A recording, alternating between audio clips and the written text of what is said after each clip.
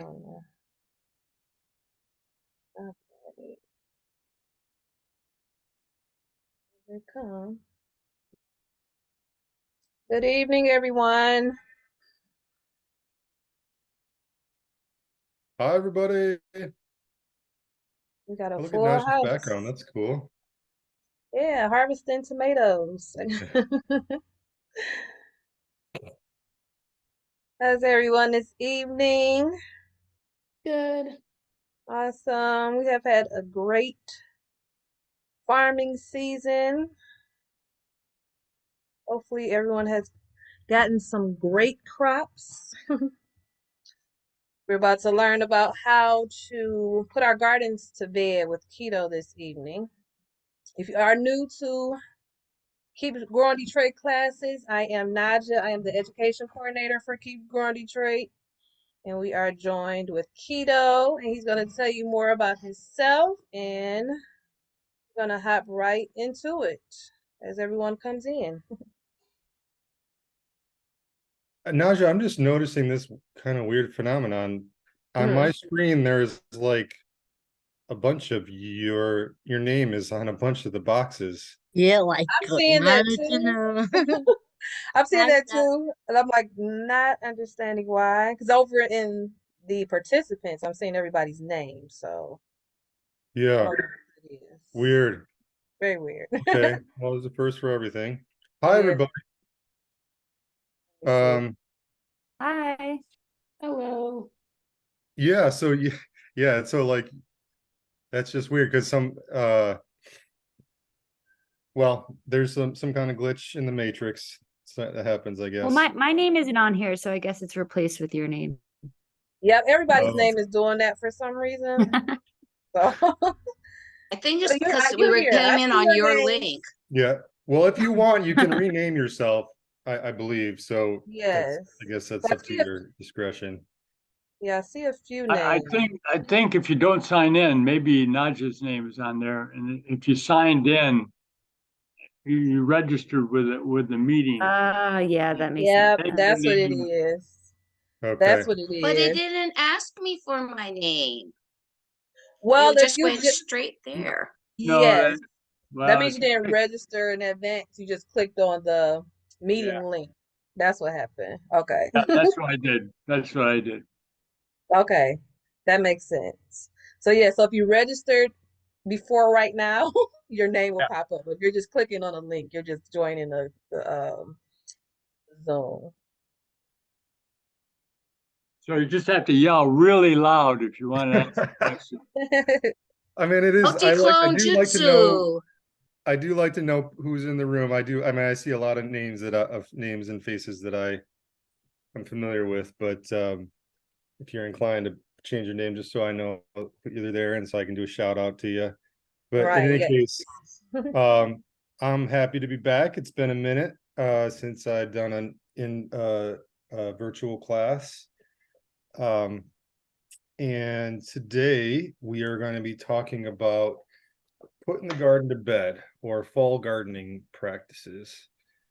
Um, so I definitely encourage questions along the way. I got some slides I'm going to be sharing with you guys, and I have a little story to tell of kind of some practices that I think that folks should be doing.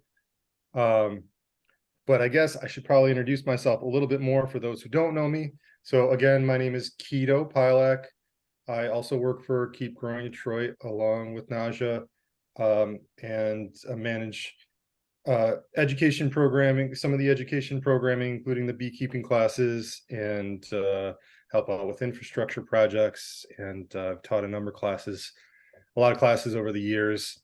Um, and fall gardening is one of them. And I always enjoy doing this class as we wrap up the season. Um, so just so you know, Naja's going to be kind of managing the chat. So if you have questions along the way, please go ahead and drop them in the chat. Um, I expect we will have a little bit of time towards the end to come off mute, and that's kind of nice to be able to speak with people in person. So we can also do some little, if we have kind of lingering questions and Q&A, we can do that towards the end of the session. But with that, I'm going to go ahead and show you guys, share my slide set here. And do that. Okay. So this is us, Keep Growing Detroit. You guys know us. Just want to mention really quick that these classes are free, but we encourage people to give back in their own ways. So if you're inclined to, you enjoy the class and you get something out of it, please consider giving back in any one of these ways. So that could be volunteering with us or at your neighborhood garden, or just sharing the love. You could shop at Grown in Detroit in the Eastern Market. You can donate to us if that works for you. You can just go to our website and we have a donate button. You can also click this QR code, which will connect you right to it. We also have a wish list on our website. And if you wanted to, you could buy something for our wish list that helps us do the programming that we do to support gardeners and farmers in the city of Detroit. And definitely follow us on social media, keeps you in the loop on all the classes that we do, the events, and just fun stuff. We try and not overdo it, and we try and keep it interesting and fun. We rarely post more than once a day, and I like following the Instagram, and I work there, so that's any marker. But with that, let's talk about fall garden maintenance. So it's just crazy with this weather that we've been having this week in particular, to be thinking about what we need to do to wrap up our gardens for the year, with 80-degree days. But this is the time of year that the day lengths are getting shorter and plants are starting to slow down, and basically prepare, perennial plants are preparing themselves to go dormant for the winter season. And all of our annual perennial vegetable crops, a lot of them are starting to wind down or slow production, particularly all the hot crops. So,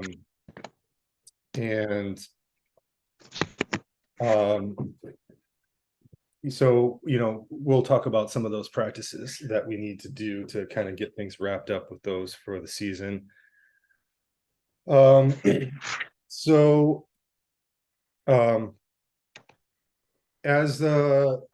we get into the later part of the year, the sun rises and sets lower in the sky. There are some things that we can, that will continue to grow.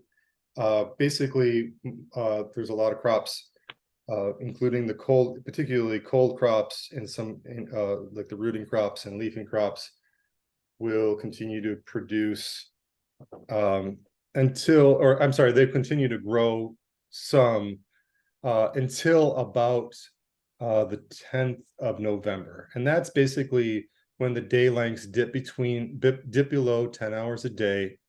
And then after that point, plants are more or less done growing for the season. They'll still continue to live, even the annual vegetable crops, but they won't be actively growing after that point. Here's a little bit of a review. I'm going to pause for 1 second here.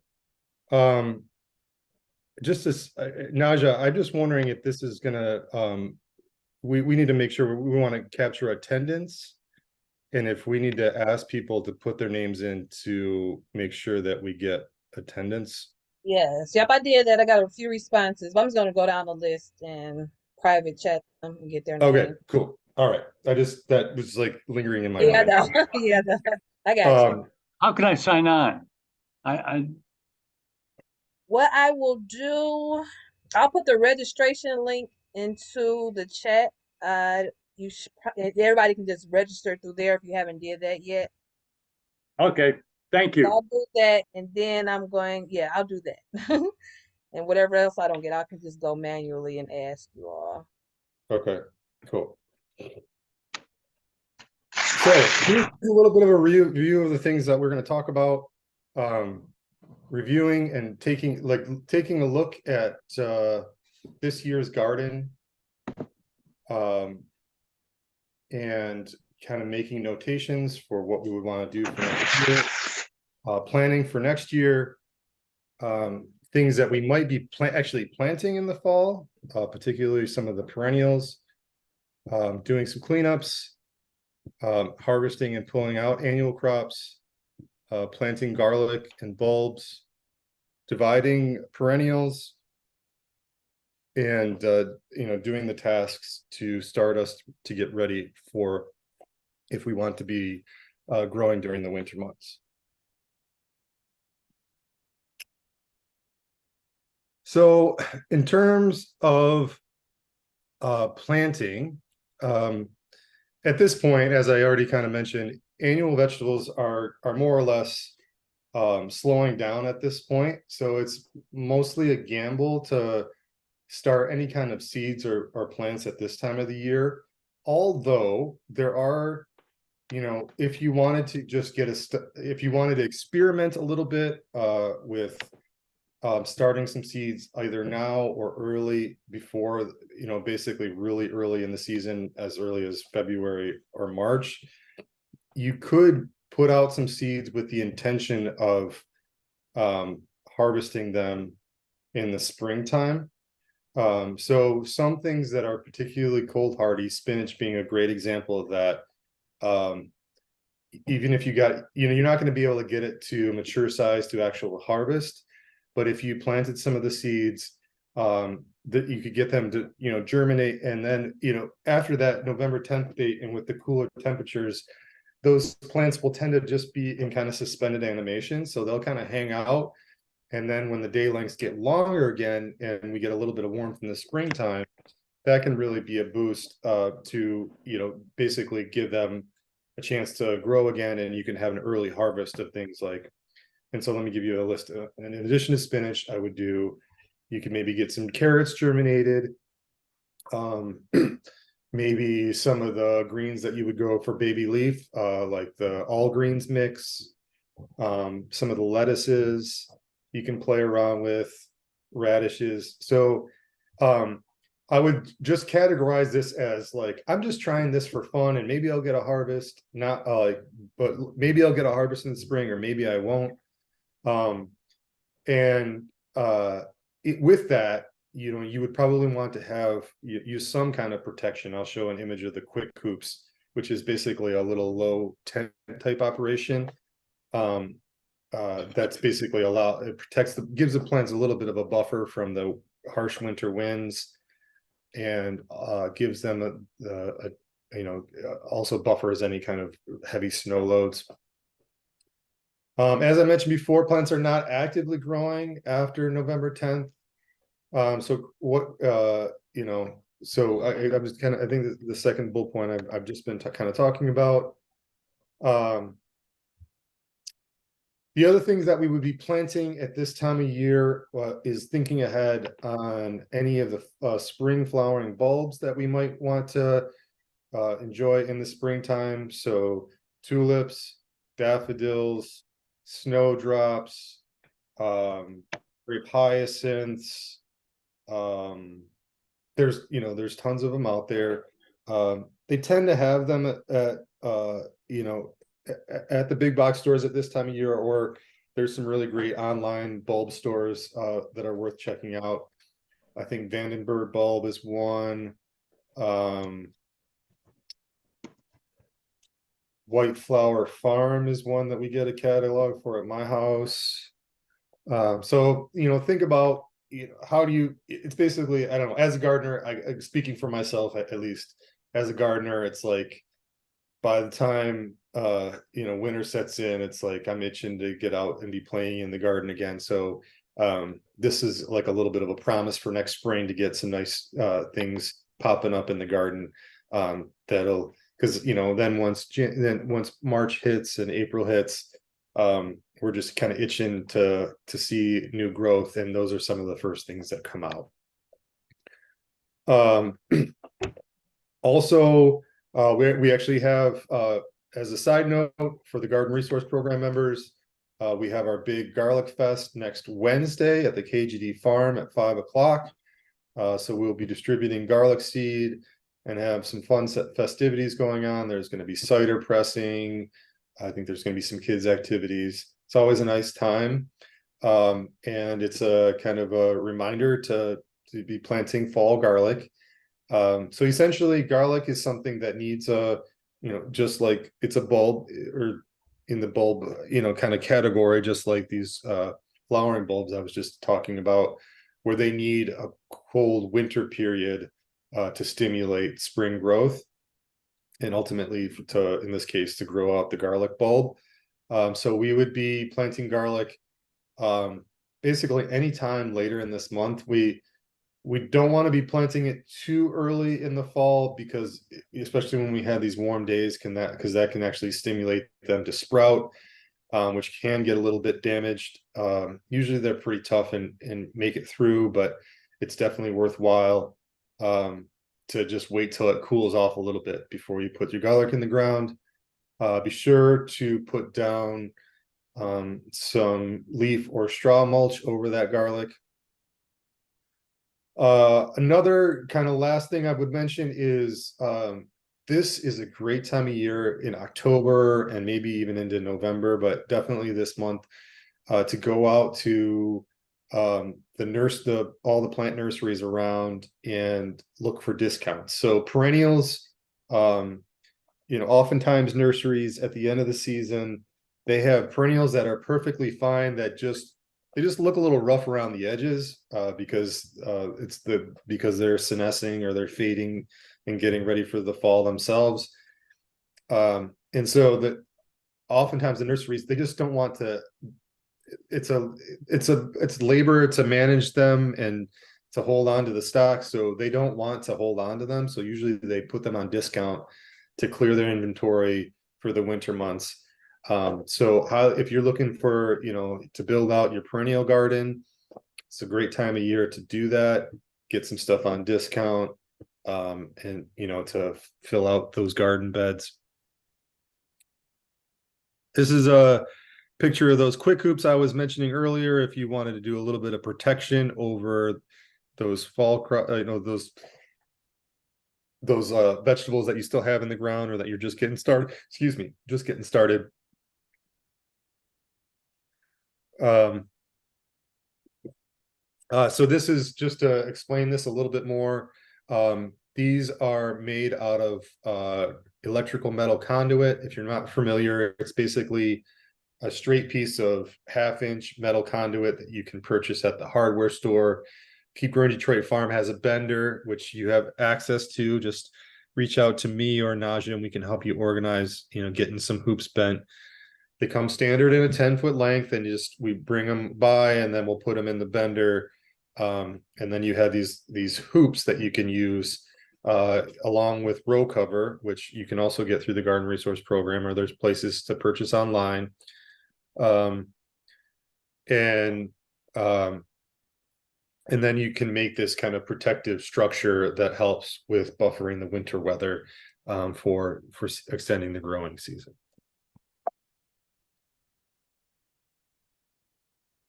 So next, let's talk about the things that we want to kind of keep going in the garden, or the things that we could keep going in the garden. So cold crops in particular, as this title states, are cold tolerant. So in particular, so there's basically, it's a wide range. All these vegetables have different tolerances for cold temperatures. Some of them do better than others. So, collards and kale are probably some of the more tougher ones, and they can take hard frosts and fluctuations in temperature, and they oftentimes can kind of keep growing almost all the way through the winter, especially with a mild winter like we had last year. at some point when if we get some real big dips in temperature, 0 degrees or whatever Fahrenheit, then that might knock them out. But some people will just leave them going in the garden, particularly the collards and kale, just let them go.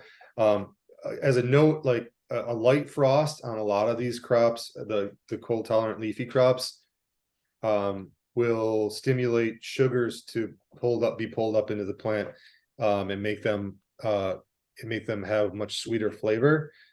It's actually a very interesting phenomenon. It's like a form of antifreeze, the sugars that the plants pull in to themselves as a protective measure for the cold temperatures. So we're essentially, just kind of taking a look at our garden overall in this, in terms of the things that we want to keep and the things to take out.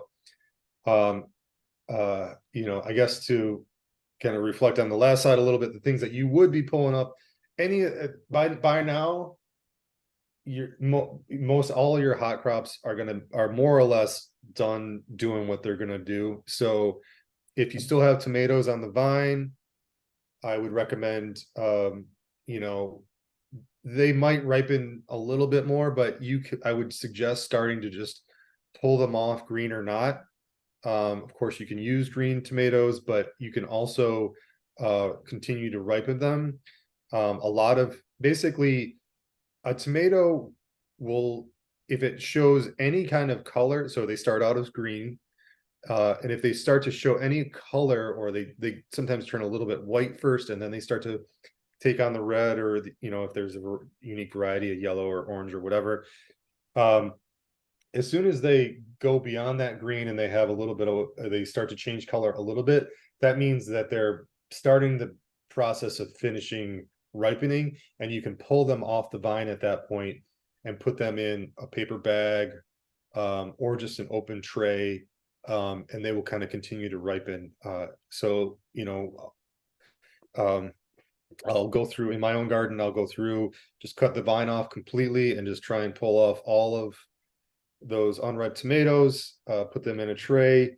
Some of them will start to ripen. If it's cherry tomatoes or any kind of, you can still, you can also, make chow chows, or do different things with the green tomatoes. You can pickle them and make fried green tomatoes and things of that sort.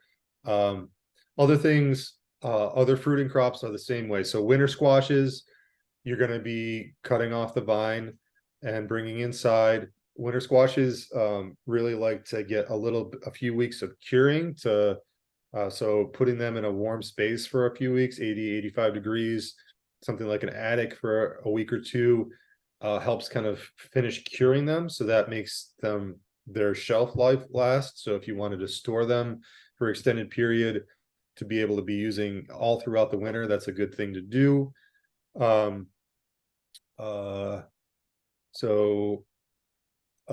Eggplants and peppers, similarly.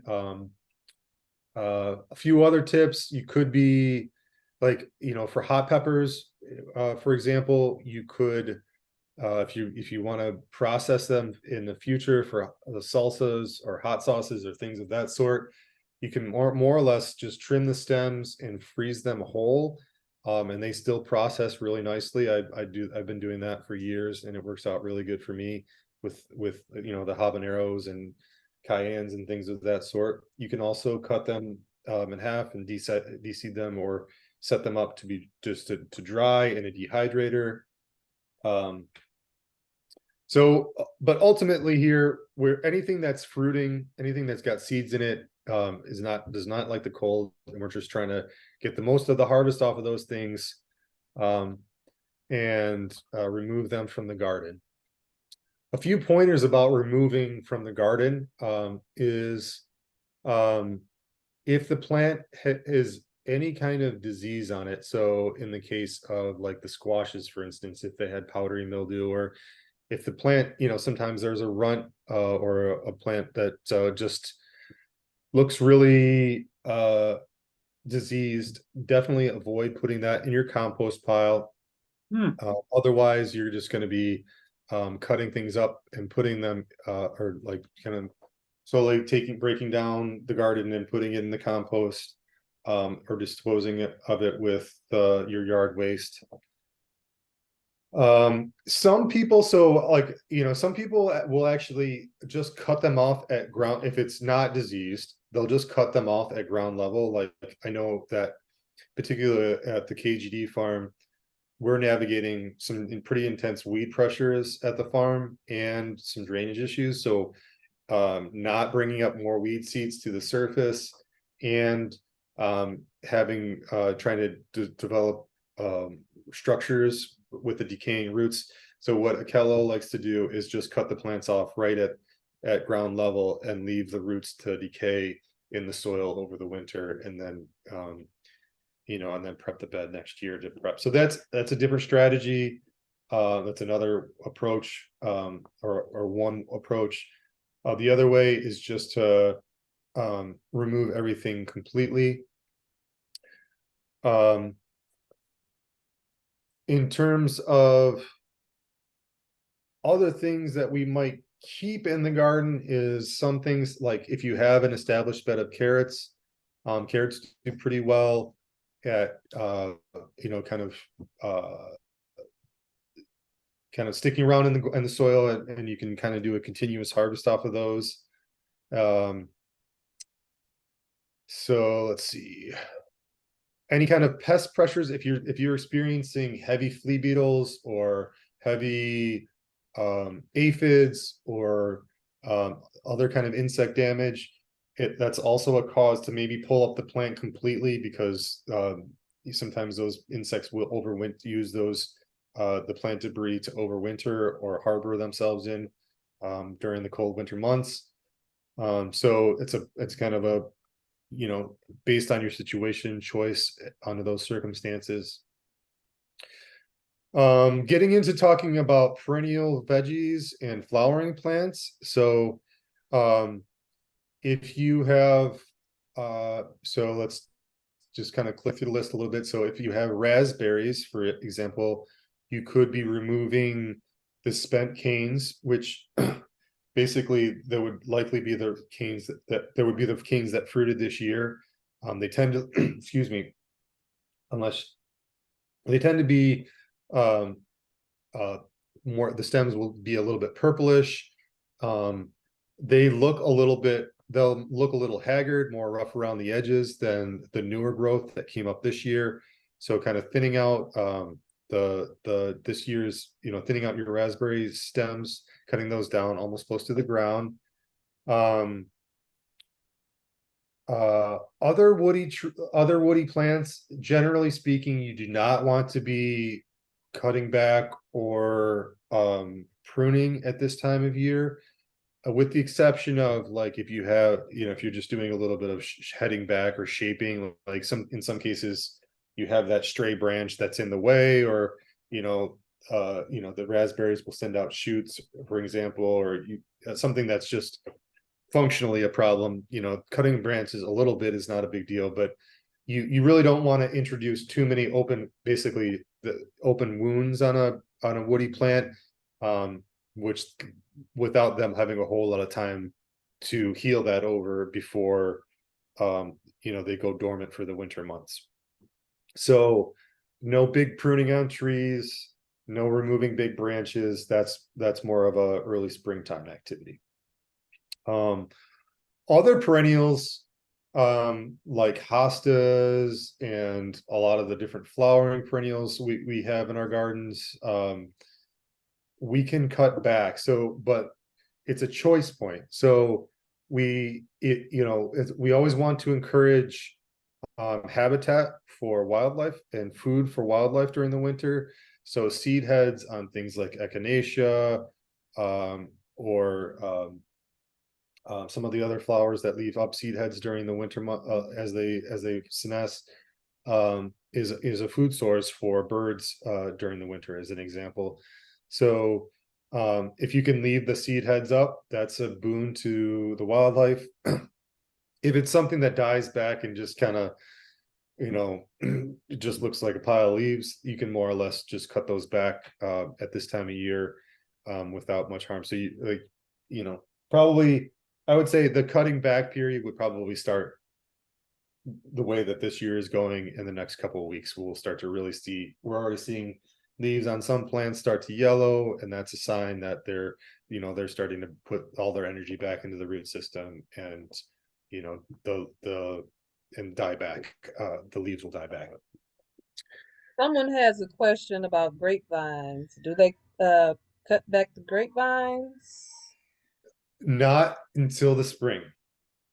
It's just the same thing. So that would be considered a woody, and grapevines, grapes, I'm sure, as you know, the grapes grow, 6, 8, 10 feet in a season. So there's a lot of vine there. And you definitely should do some intentional pruning every year, to get good grape production. But you want to be doing that in the early spring, instead of, and that's just along the lines of what I was saying before, is you want to prune at a time where they're going into active growth, to be able to heal over those cut wounds. And you don't want to leave kind of an open wound for potential for disease, during, as we go into the winter. Any other questions?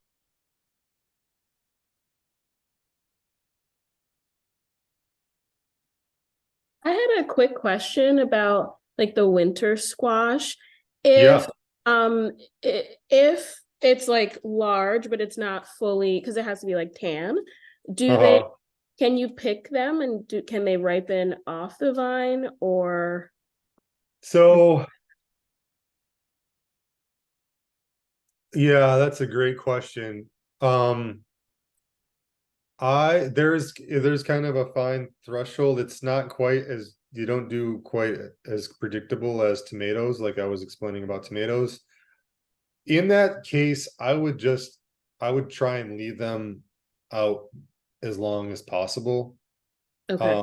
Even if the leaves die back on the plant, like basically till the leaves die back on the plant, as long as you're not worried about pests, kind of intervening, maybe just try to give them every chance they get to get a little more sunlight to get to that final ripening period. Okay. Because it's like, does it have the kind of streaking on it, so it's not quite there?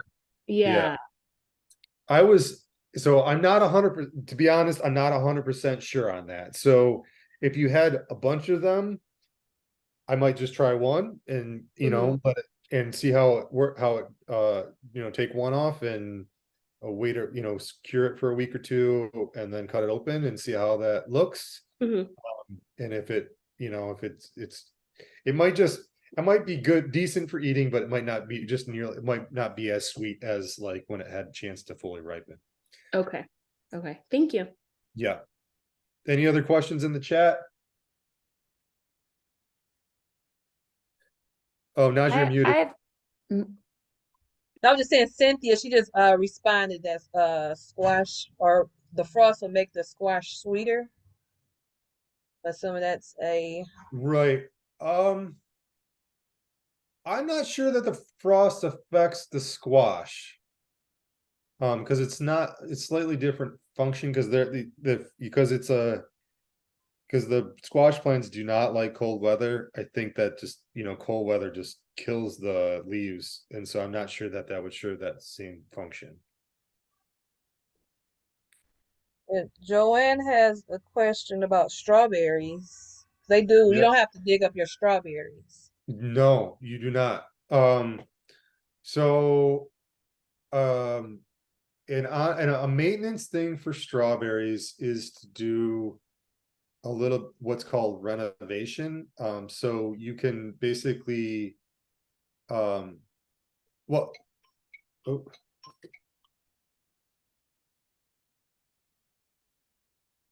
on one second. Okay, sorry about that.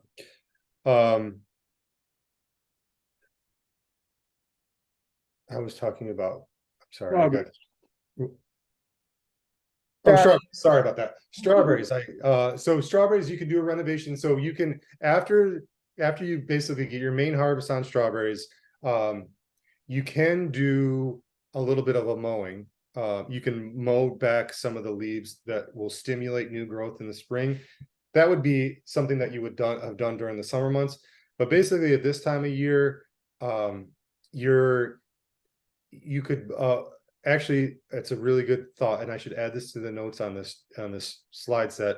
You can do a light mulch on strawberries, and that helps protect the crowns a little bit and can ultimately help with fruit production. So if you do, probably straw is the best thing to use, just a light covering of straw. You don't want to totally cover the leaves. You're more trying to kind of get it mixed into to cover the base of the plant where the fruit production for next year is housed. Okay, any other ones before we move on? I heard somebody kind of speak and then we didn't get, did somebody speak up and we didn't get your question? Yep, there's something in the chat. I'm not sure who this is. Please just put your name in the chat as well, because I'm just seeing my name. But she's asking, or they are asking about kale transplants. Do you know any place to get kale transplants right now? Because she missed the fall transplants, and she's also asking about the eggplants. Their eggplants are producing flowers and baby eggplants right now. Do Right, you recommend that they pull right. those soon? So it's getting pretty late in the season to be planting kale. I don't know anybody who has them currently. If anything, I would really I might just, I was talking earlier about maybe trying to plant a little bit of spinach with the hopes of getting a harvest. Um, Probably more likely at this point in the springtime, but there's not much that you can, there's really not much you can plant right now that you could get a harvest on before the end of the growing season. Radishes possibly, but mostly it's like you would have wanted to have things planted at least a month ago. To be getting any kind of harvest before the season it gets too cold. And then what was the second part? There was a They were asking about the baby oh, eggplants. eggplant. So yeah, so if this is, and this applies to any crop, like if you have this would also apply to squashes or peppers, any of the fruiting crops. It's like wherever they are at right now, they are likely not going to get much bigger. For in the case of eggplant, fortunately, you can almost harvest eggplant at any size of its growth, and it's edible, and it's it does what eggplant does deliciously. So I would say the flowers on that eggplant are not going to get anywhere of substance to produce a fruit at this point in the season. So it's more or less by the beginning or the middle of October, it's like cut your losses, harvest what you can, put the garden to bed. All Okay. right, looks like we have 2 more questions, and then we can hop back into it. Are you familiar with Jerusalem artichokes? If so, Yes. when can they be harvested? Yes. So Jerusalem artichokes or sunchokes, super fun plant.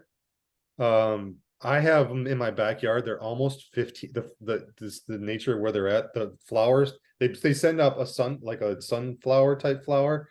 They're like as tall as my garage. They're like 15 feet tall. It's crazy. But they have these little root that they basically, this is the time of year that you would be harvesting them. And they have these roots that are kind of knobby. They kind of sort of look like ginger, or like the cross between ginger and potato.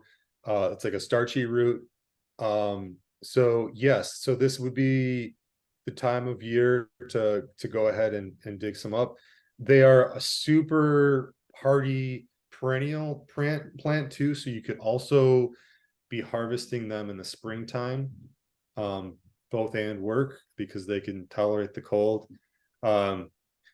If and then they spread like crazy. So just if you ever wanted a tall stand of perennial sunflowers in your garden that spreads, that's probably something to play around with. So yes, definitely go, basically dig them up, cut off the stalks, and then the roots are ready to eat. You can, some people eat them fresh, or they treat them like potatoes. You can kind of bake them. They're really high in, I think it's called inulin, which is like an alternative, or like good for people. I think it's a good for diabetics, because of the way that the sugars digest. So a few things I know about those.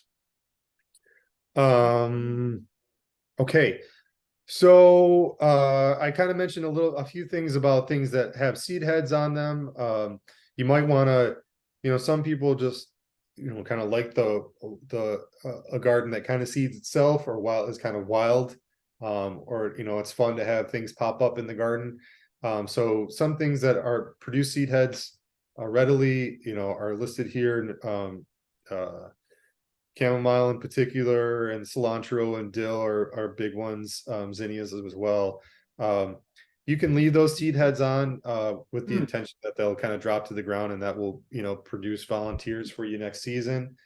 Or you could collect those seeds and intentionally plant them next year. Ultimately, we want to get to know all of these plants and what they look like in their different stages. So it's fun to kind of sometimes leave a weed in or leave something you don't know in the garden and let it develop a little bit to ultimately figure out what a dill plant looks like when it's first germinated versus its mature size, or if it's if it's chamomile or whatever. So that's something to kind of play around with a little bit. And now we're just getting into kind of the continuing of the conversation. We're harvesting all the tender greens before the hard frost, removing all those hot crops before the first frost. So I guess to continue that conversation, our average first frost in Detroit is later this month. So that's probably more of the hard deadline for the squashes and the eggplants and the tomatoes and all these things that we were just talking about. Is to work around that first frost. Who knows, with climate chaos, we may not get our first frost till the middle of February, or maybe we'll get it next week. I mean, it's really much more varied the way that our the weather is kind of functioning. So let's see. In addition to the squashes, if you're growing sweet potatoes, that's definitely want to dig those. They do not like the cold at all. And you're going to get a much sweeter flavor on those sweet potatoes if you cure them for roughly 10 days, 80 to 85 degrees in a cool, dark spot. One other note is just in terms of being a good neighbor, and also just not getting in trouble with the city and getting a blight ticket is this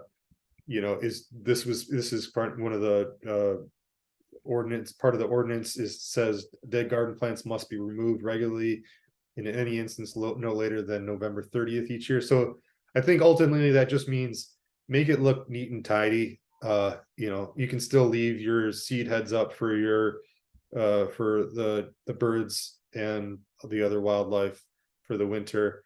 And then one more reminder here that seed saving is fun and easy in many cases, and it's something that you can help with economy of not having to buy seeds every year, and you can grow out those varieties year in and year out. So just another encouragement on doing some seed saving, particularly anything that presents itself as a good candidate, whether that be your tomatoes, or leaving those bean pods that you left on the vine for too long, or that echinacea seed head, or those nasturtiums, or those list goes on and on.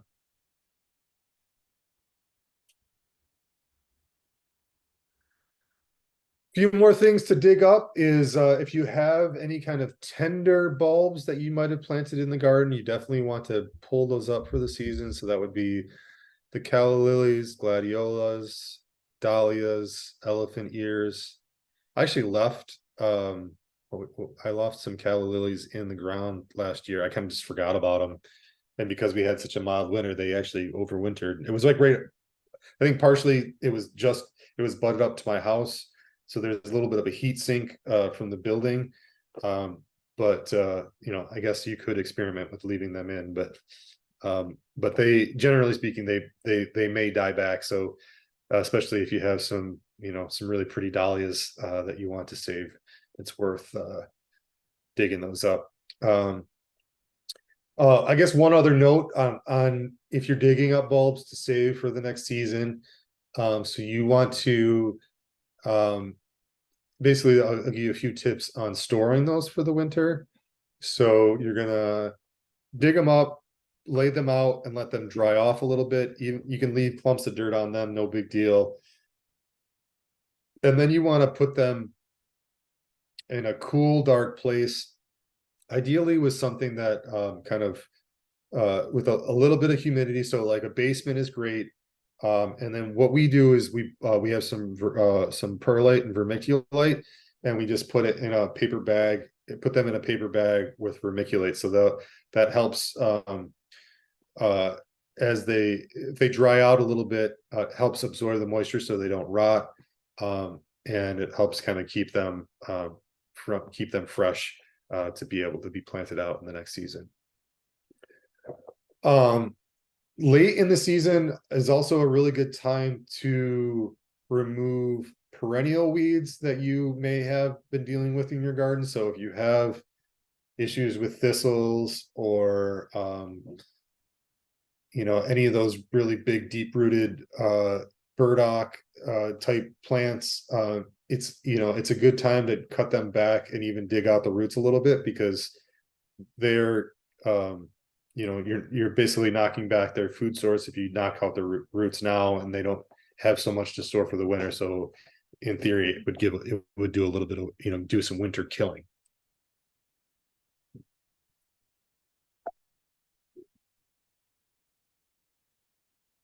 Okay. How are we doing on questions?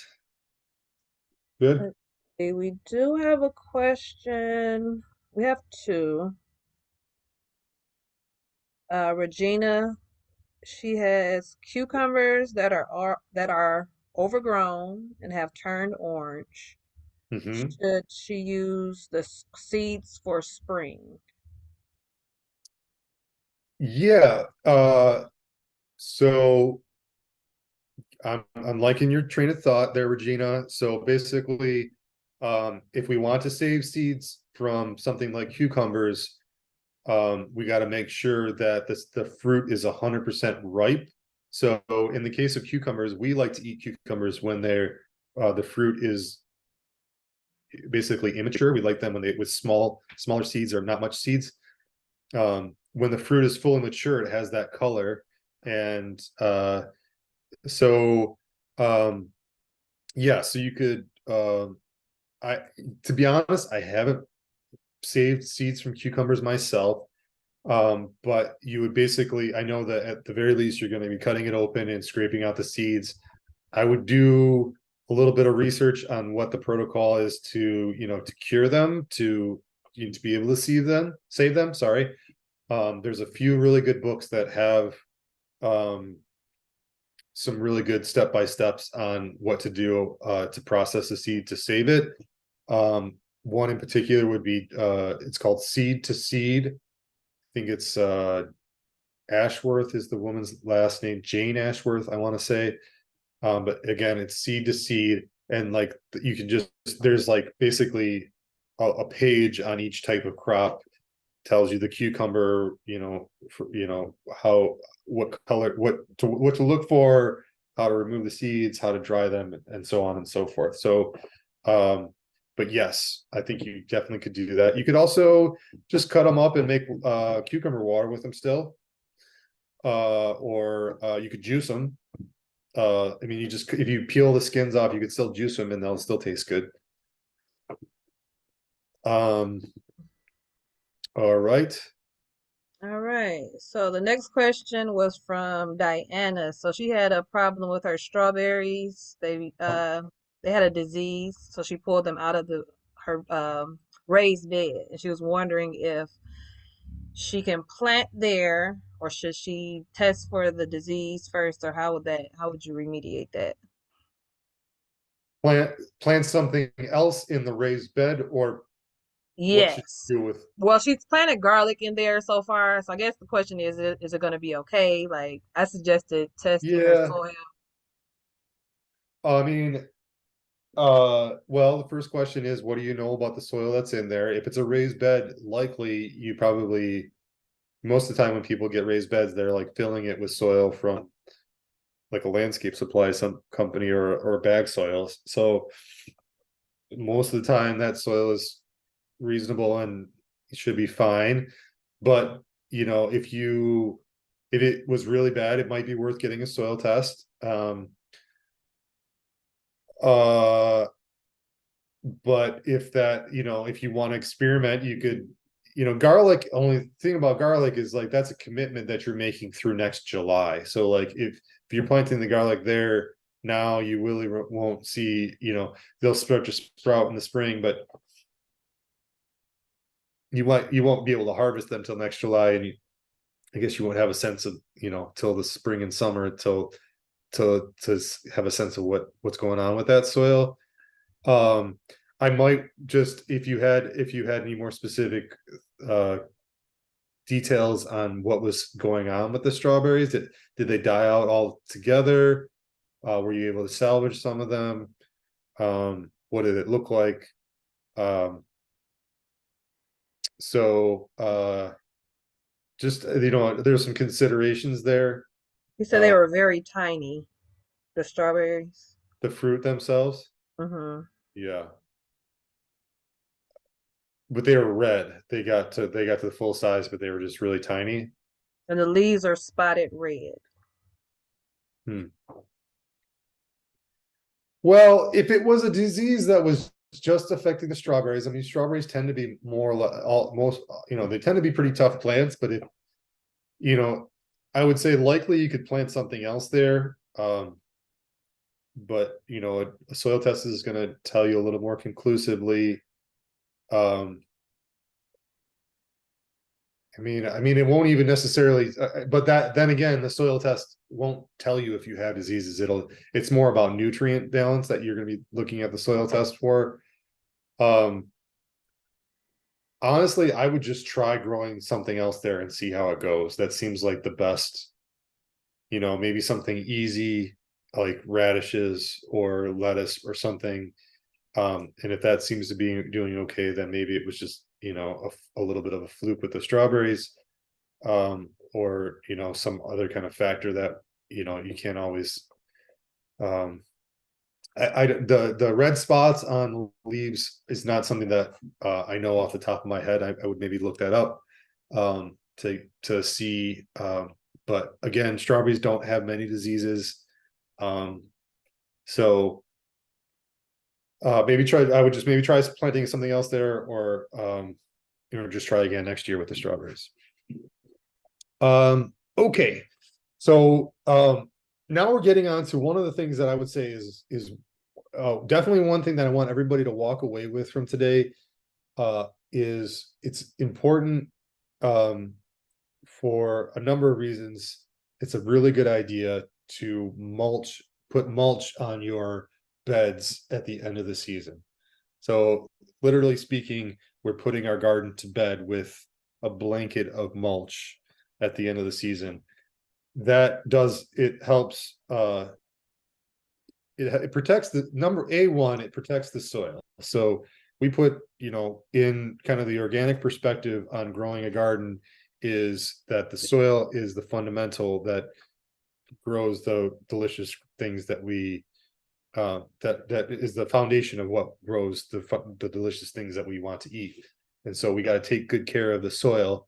And during the winter months, if we just leave our garden open and bare with the bare soil, it'll cause, it tends towards erosion, so we lose, the good soil that we've been building blows around, and compaction from the intense weather. So with the mulch, it basically acts as a protective layer. It also helps the biology. There's, soil is especially in the organic kind of approach, the soil is a living thing. There's billions of living organisms in the soil that do the work of helping us grow our crops, and their structure. And so using basically at the end of the season, putting down a bed of straw or mulch leaves on top of our garden beds is highly recommended. So as it turns out, it's also the time of year that our trees all around our neighborhoods are losing leaves. So it's a free resource. We have competitions in my neighborhood of who can collect the most bags of leaves. My neighbor Frank always wins.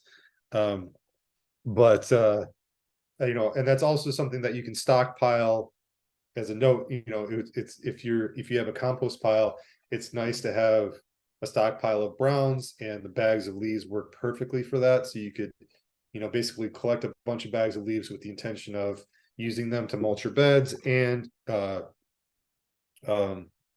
using them to build out your compost going into the next season. A note about leaves is that they function better as a mulch if they are shredded. So it probably works best doing it with a lawnmower, without a bag. So usually what I do, if you have like a side shooter, you're gonna just basically put the leaves in a big pile and keep mowing where the side shooter is always spitting towards the middle, and you're going over that multiple times. Or you can just go back and forth on them with a mower. I mean, ultimately you're just going, put a little more leaves down, back and forth mower, put a little more leaves back and forth until you get to a pretty shredded up leaf, and then take those up, and then you can put those on top of your garden beds. Straw is something that is great. Usually it's between $5 and $10 a bale. In particular, it's recommended, and it works really nicely to mulch garlic beds with that. So that helps keep the weed pressure down. As a side note, that's also something, that's one of the other benefits of mulching with leaves as well. But so but in addition to, if you can also maybe get straw for free, like after, we got Halloween coming up at the end of the month, and Thanksgiving, and people put things out for decorations, and then afterwards they're usually out on the curb. So sometimes you can go by your that store in your neighborhood that's got the hay bales out as a decoration, and just say, hey, can I swing through when you take this display down, and I'll pick up those bales, because usually they're just going to throw them in the dumpster anyways. So there's a few different ways that you can maybe get them for free, like that. Another thing that you might want to do is if you have fruit trees, putting tree guards on to protect the base of the tree, particularly from hungry mammals during the winter months, rabbits and things of that sort. Let's see. Any other thoughts on that?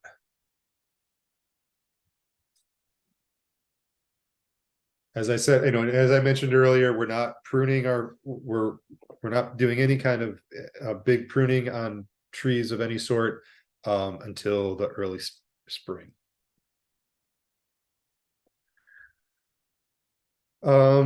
Just want to do a few notes on the compost and compost pile management. So this is a good time because you're going to be pulling a lot of things out of the garden. That's probably, if you got the time, a good time as well to do a last compost turn over your compost pile. one or two more times before the really cold temps settle in. So you basically, as you're pulling stuff out of the garden, instead of like taking a whole long vine of tomato or squash plant or whatever, and just throwing it on the compost pile and being like, it'll just decompose. It'll be easier to manage the pile and turn it over as time goes on if you cut things up into little shorter lengths, 2 or 3 feet long. And then put it in the pile. So then when you come back, a couple months later to flip it over, it won't be this whole, like, you won't dig in and like pick up half, like be kind of connected to half the pile as you're trying to turn it over. Just a few notes here. If you're building a pile, if you want to get it good and cooking for the winter months, you're gonna try and get it nice, build it up with leaves and the garden scraps and maybe your last lawn mowing, roughly with a 2-to-1 ratio of browns to greens. Adding water in there in the mix as you're building out the pile helps with stimulating the microorganisms to start to decompose and do their work to turn it into the finished compost. And then I just wanted to share a few images here of things to put in the compost pile and not put in the compost pile. I'm not gonna spend much time on these. I do want to mention that I will be sharing the slide set with Naja to send out to folks afterward. So you will have access to that, as well as we are recording today, and it will be on our YouTube channel within a week or two. One more image on things to compost and not. All right, here is another thing that I think is a really great thing to do right now, this time of year, while it's fresh in your mind, is to start to think about your garden for next year. One So second, Keto. Before you jump yeah, into this, yeah, you do have a few questions about the mulching. yeah, Let's jump onto that real quick and then we'll move on. So I'm not sure who this is. I just see my name. But would you mulch over a flower bed too? I assume the yeah, protective layer and biology would be the same. yeah. Yeah, leaves work great. You can also use, so we don't generally recommend using wood chips or wood mulch in vegetable garden beds, but any of your perennial beds, wood mulch works great for. We do have that at our resource centers, garden resource program resource centers, which you can access through through our website locations if you're not familiar, or message Naja or myself to get more details on that. But or you can get a delivery. Sometimes at my house we'll get like basically what we'll do is after everything's kind of died back, we might go through and get a delivery before it gets too cold. Get a delivery of some shredded wood mulch and put that on all of our perennial beds, and then in the springtime, things will just pop up through it, and then you don't have to go through the trouble of trying to push the plant back to put the wood mulch down and whatever. But all that to say, covering the soil is great, and mulching woodies like roses is definitely recommended. All right. Now, does mulching contribute towards harboring pests that can overwinter? If you kind of go overboard and it's this big thick layer, basically you never want to have mulch right up. You don't want to have a thick layer of mulch right up against the trunk of a tree, for instance. So you would carve out, like pull the mulch away from the base of the tree a couple inches, and then have it 3 or 4 inches thick everywhere else. So that's the major concern in that circumstance. Okay. Next question from Cynthia. Maple leaves around here have black bumps. Could it be a fungus? Is that harmful? Are you familiar with that? Um, I think, well,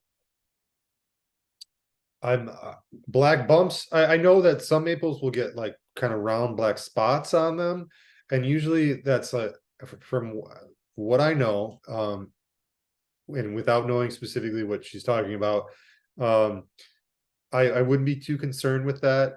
I think it's a pretty innocuous. If it's what I'm thinking, it's a pretty innocuous disease to the maple tree, and it's not something to be too concerned about for introducing to your plants. I am not aware of any like any, if you're collecting leaves in the neighborhood, I'm not aware of any problems with leaves except for black walnuts. So that would be the one exception. And let me just take a minute to talk about black walnut. Black walnut trees are there's a decent amount of them around the city. Beautiful trees.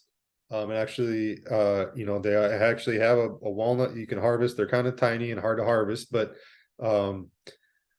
they have all kinds of cool attributes. But they also have this chemical in them called juglone. It exists in the in the roots of the plant and in the leaves, and it's a basically it inhibits the growth of a lot of other types of plants, so things don't grow very well under black walnut trees. And it's kind of rare that you would end up with black walnuts in the leaves collected in your neighborhood, but just make a statement that just watch out for, just be aware, of black walnuts, and that there is an issue with them Okay.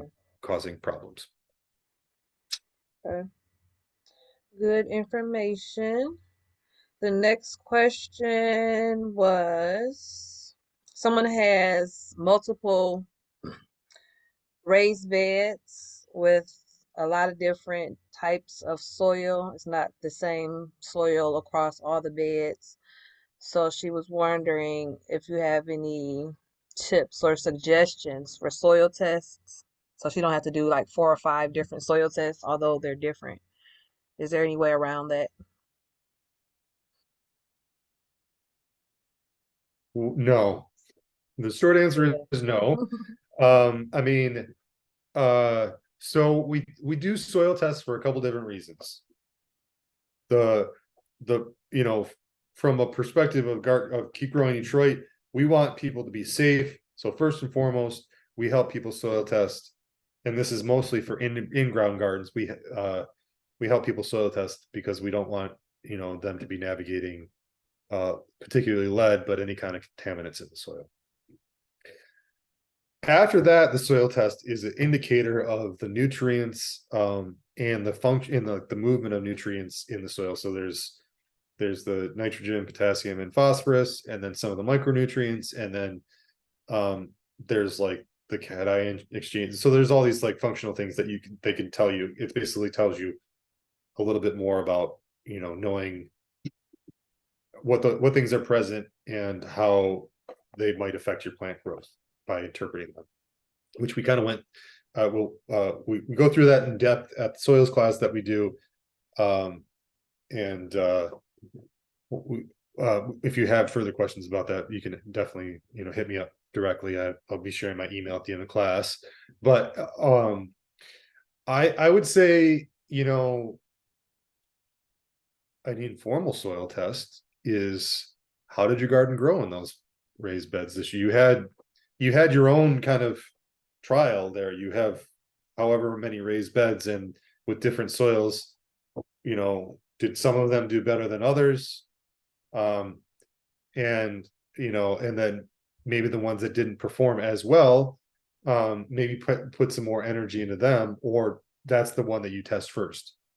As a general rule, like we definitely encourage people to add compost to your garden, and that's like a annual practice, or if you have the resources to get, or in the time to get compost, or almost every time you plant, you're only putting down like the equivalent of a 5-gallon bucket over a 4x8 area.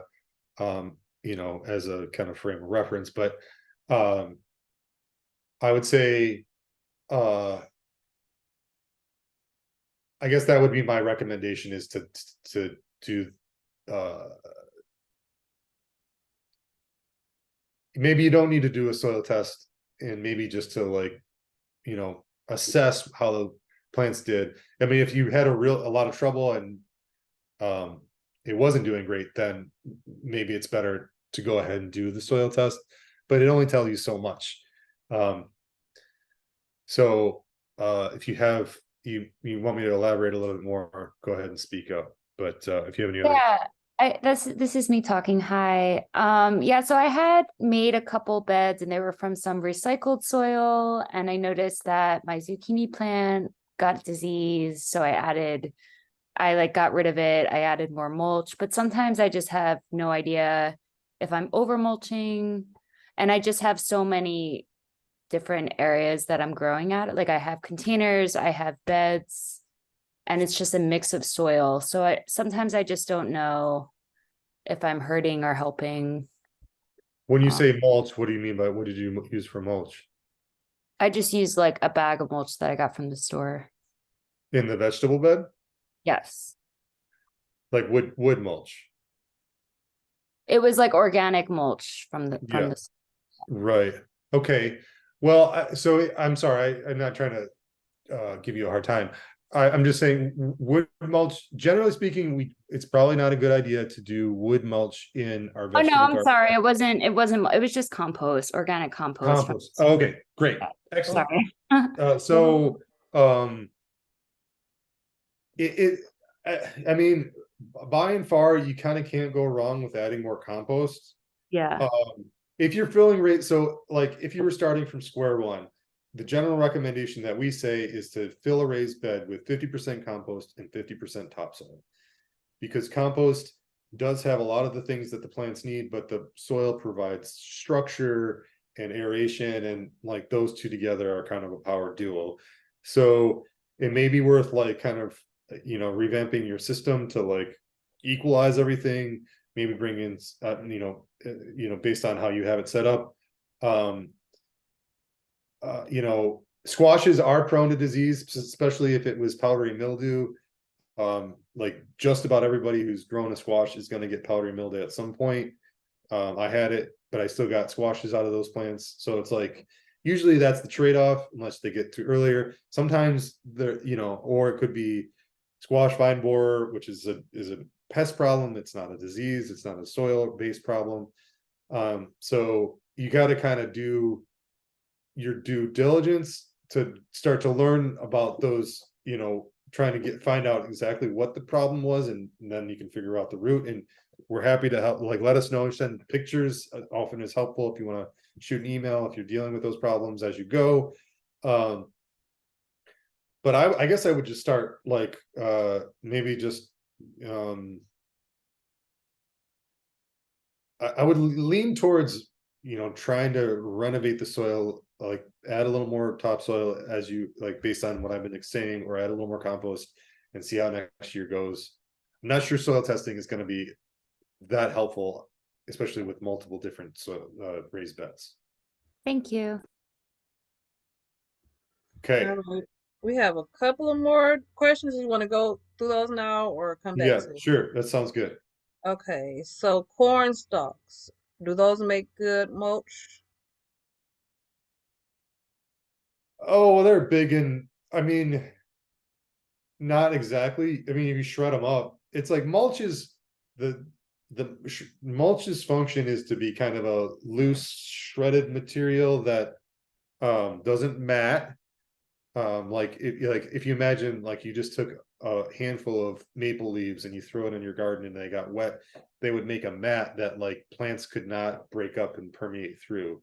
And there's not a lot of exchange with the micro, you know, the air and water and all that. So something that's shredded allows for water to penetrate and all the microorganisms to do their job. And so corn stalks, if you shredded it up, sure, or you could use it, you know, you could just like use it as a weight to like on top of your shredded leaves to keep the leaves from blowing around too much if you're at certain points of the season. Okay, and let's see, one more. Oh, do you have a rough estimate of how much or yeah, how deep of a layer of mulch to put down? Oh, an inch or two. Okay. All right, and I have a question about fake grass. I'm not sure who this is, but she says she has, or he says they say they have fake grass or fake carpet that they put down on the ground. Uh-huh. Are you saying you put that on top of your garden? Whoever that is, if you can speak up, introduce yourself. I'm just saying my name. Hi, Naja. It's Stacy. Oh, hey. Hey. Hey, wow. Just see me. Yeah.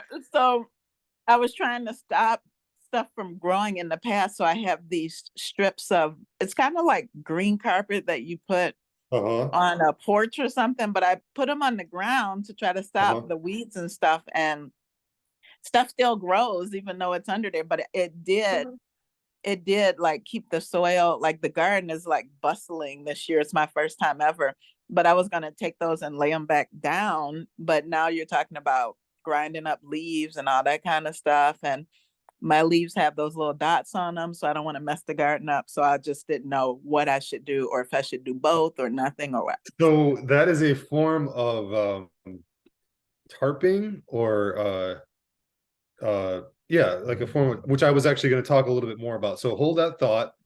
Okay. But basically that concept of covering a bed with like what we use black plastic at the farm. Some people use what's called a silage tarp. But if you have a particular area that you're trying to start new as a garden, or if you're trying to kill back a bunch of stuff, they work great. So I have some images. We'll talk a little bit about that in a minute. Okay. And then my second part was I went to get an eggplant. It's my first time making it. And I went to pull it off and it kind of seemed like it didn't want to come. And I just heard you say take everything out of the ground. So am I supposed to cut the stem or yank it off and Yeah. leave the To like harvest eggplant, you got to use pruners or scissors or Mhm. something. oh, okay. Yeah, they don't want to give up. They're holding tight. Okay. Yeah, Thanks. cool. All right, ready to move on? Yes. Okay, sweet. So everybody go out in your garden in the next week and take an inventory of the things that you grew. Take a piece of paper and make a list of the things that did good. So like basically what did good, what did not do so good, what do you want to grow more of next year, and what do you want to grow less of next year. So basically if you're new to gardening, or if as when the spring comes around, you get a bunch of plants in the garden resource program, you're really excited and you're like, I'm just going to plant all this stuff, and you're like plant 15 Brussels sprout plants, but you don't even like Brussels sprouts, but as whatever, right? So this is more like, oh man, I wish I had more kale. Like we just been my family loves kale. We put it in our smoothies. We make salads every day, whatever. Then, but I just don't have enough. And I planted 6 plants this year. I'm going to just make a note on this little, back of a napkin list.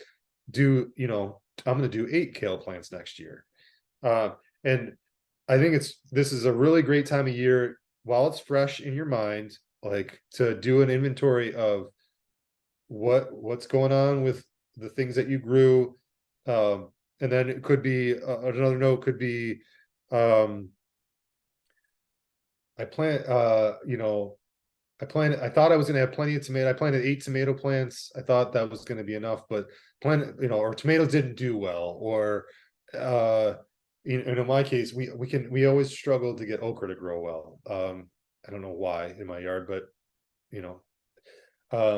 So like why, just a note, why didn't the okra grow well? And then, that can help you inform your garden planning for next year.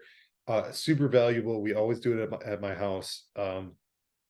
And I think it's a really great idea. So that's one suggestion. Also want to encourage folks to kind of get, if you're cooped up in the winter and, trying to get in the gardening spirit. It's always great to purchase some seed catalogs and start to play around in your head with different new crops that, you might grow. There's always new seed varieties of this and that color and size and shape. And it can be super fun. It's also the seed catalogs are a really good educational tool, because most all seed catalogs usually have cultural information. So while you're sitting there with your bowl of cereal in the morning, you could be reading about, learning a little bit more about how to better grow okra, or how to, um, you know, uh, how soon you could be starting seeds indoors for your tomato plants, or this or that. Here's a few examples of seed catalogs. There's many more seed companies out there. These are a few of the ones that we use for the garden resource program. I'd also mentioned Baker Creek Seeds. That's like, if you want like the catalog with all the really beautiful pictures of, and it's just, it's fun. Baker Creek's definitely worth checking out. I do want to make a quick plug for the garden plan. This is just one tool that I like to talk about, as a example of a garden plan. And winter time is a really great time to start thinking through, your garden plans for next year. Just to talk through briefly about how this works, is at the bottom of this sheet here as a representation of 3 4x8 raised beds. So each of those squares is a square foot. And in the section, so to the far left here, section 1A is 8 square feet. And that's represented by the top line in the spreadsheet. And so you can see here that I'm planning to plant some head lettuce at the middle of April. And I'm planning to harvest that by the end of May. And then right after that, I'm going to give it a break, give it a rest, prep the bed. And I'm going to plant some bush beans in that same spot. And then another little break. And then at the end of the season, I'm going to plant some spinach. Basically, the columns, or the lines going up and down on this spreadsheet represent the weeks of the year, or the weeks of the month, and the month of the year. And then so that's the vertical lines, and then the horizontal lines represent, the sections of the 3 different raised beds. And let me know if you have any clarifying questions about that. But we can definitely share this template. This is by no means a master garden plan. I actually should spend some time and clean it up a little bit. I threw this together, and I've been using it as an example, but I probably could do something a little bit nicer, but it's still pretty good. It just gives you ideas.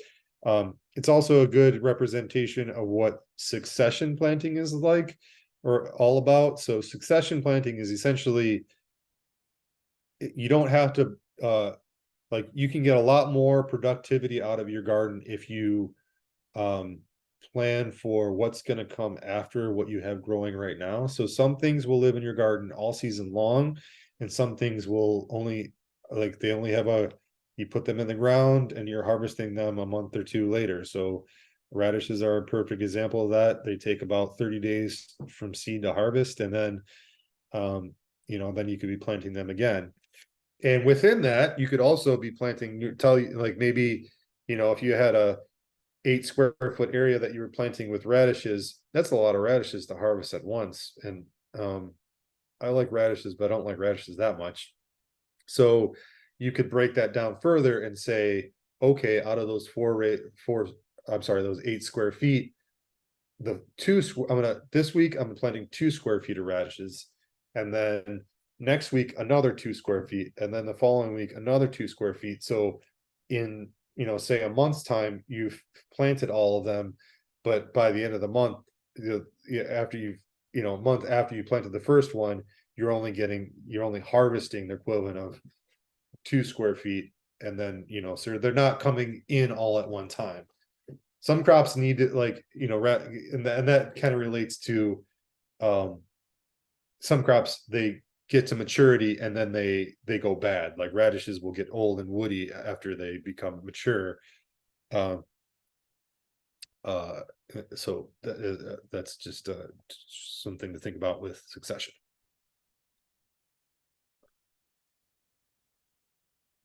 Okay, so kind of coming back around to that conversation we were just having a few minutes ago about the fake grass and using that to kill off either to keep weeds in check in the pathways.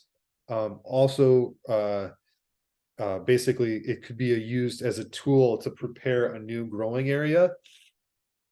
So there's 2 kind of major ways that we're preparing a new garden area. And so using some kind of tarp or black plastic or silage tarp is one. So or you could use a big roll of fake grass. Or the other one would be called the lasagna method, which is basically layering cardboard and compost and lawn clippings and shredded leaves over an area to smother it and to kill back, basically kill back all of the grass, and not and to really great way to knock back those plants. It also, like, it stimulates a lot of the microorganisms and the worms and stuff. So lasagna bed is a really good method to, especially if you have a long period of time, like say, that's why I'm talking about it now. So this is essentially, the fall, if you're trying to, like, okay, I want to expand my garden. So you have a community garden on 2 lots. And right now you just got a couple raised beds, but you want to expand and make your garden a little bit bigger. This would be the time of year, it could be a good time of year to go out and do a lasagna bed, to give, from now until spring, to kill back that grass, get all those microorganisms working, get the worms going up and down through there. You peel that stuff back and you have some nice soil to work with by springtime. So here's a little bit of an image of what those layers might look like to set up the lasagna. Basically, go back. So basically, you got the soil level and the grass and the weeds that are currently existing. So the first thing you're going to put down on top of the weeds and the grass is a nice layer of cardboard. And then it could be a combination of things, but a mixture of compost and shredded leaves and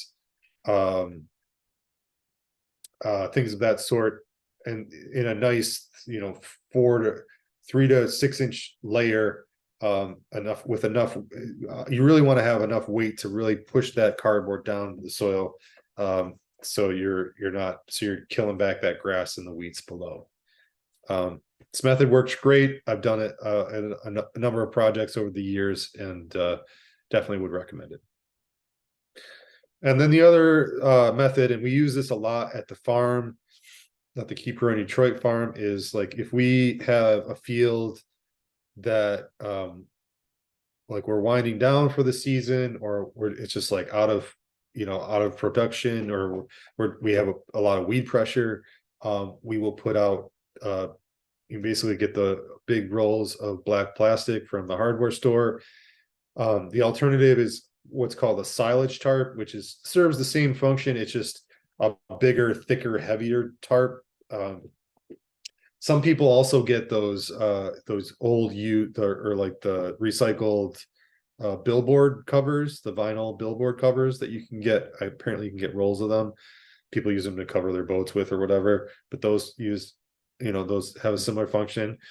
And you just want to put, you can see that there's bricks here and or like bags filled with sand as weights on all the edges. The black functions, so the heat of the sun on the black plastic also heats up and does a double function of killing back the plant material below.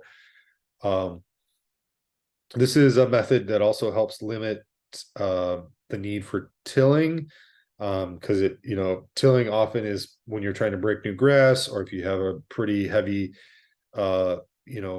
growth of weeds and you're trying to prepare a bed for planting, you're going to go through it with a tiller, which works well and good. But the downside to that is you're also, when you're tilling, is you have a potential of bringing a lot of weed seeds to the surface, which may be compounding problems.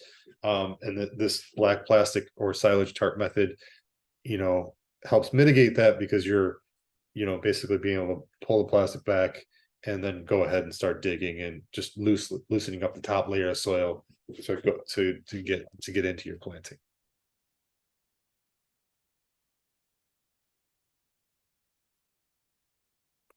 You're muted. Sorry. I said we have a couple of questions before you jump into the containers and pots. Okay. I'm going to go back to the question about radishes. The question is from Regina. Is it just for the red radishes for the 30-day harvest? Oh, well, I mean, look at your seed packet. I mean, yeah, I don't like that. There's some that are most salad radishes are between 25 and 35 days to harvest. And then when you get into like some of the bigger ones, they're going to be more like 45 or whatever. But usually, days to harvest will usually say on the seed packet, or when you get your seed catalog in the mail, you can look it up yourself, because they'll have the days to harvest for all that stuff. And Regina, he'll get to your second question in a minute about indoor growing. So just hold off for a minute on that one. The next question is from Dr. Shine. She's asking about spraying the natural weed killers, vinegar, lemon juice, salt, and dish detergent. Can you spray that before putting down the tarps? Do you recommend that? No.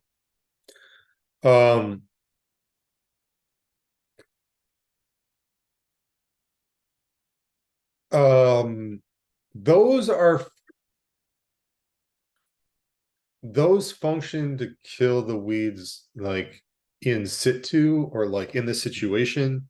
So like you're you have lots of weeds on the edge of your garden bed, and you want to like knock back some of those weeds.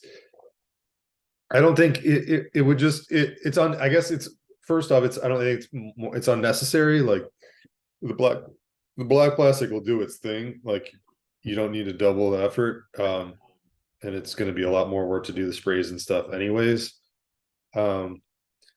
So any these other methods of killing the weeds are more of like trying to deal with them in the growing season, in the garden beds. And usually that's like you're trying to kill the weed and not kill the vegetable plant, as an example. That's